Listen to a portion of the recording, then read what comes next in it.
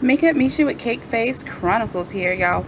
So today I was just scrolling through Instagram, just doing my thing, looking at cool pictures and whatnot, only to learn that Usher Raymond has herpes. But not only does he have herpes, but he's spread it to a woman of the last name Fox Davis.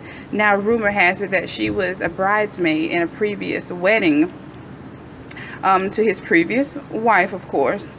But Fox Davis reveals that after 3 weeks of continuous, unprotected sex with Usher, that she contracted herpes. Now, she was led to urgent care due to symptoms such as fever, headaches, body pains, rashes, and blisters in and around her vagina.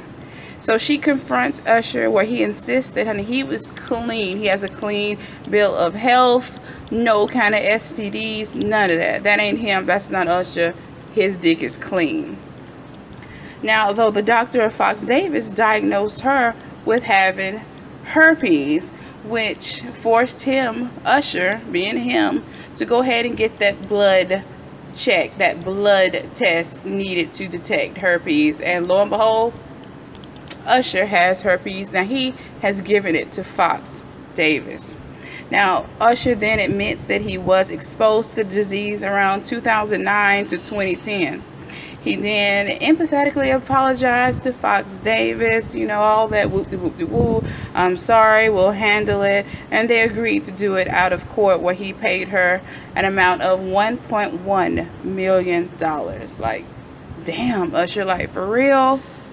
Herpes, just out here raw, you don't even know these women, like, raw, really? Usher, really?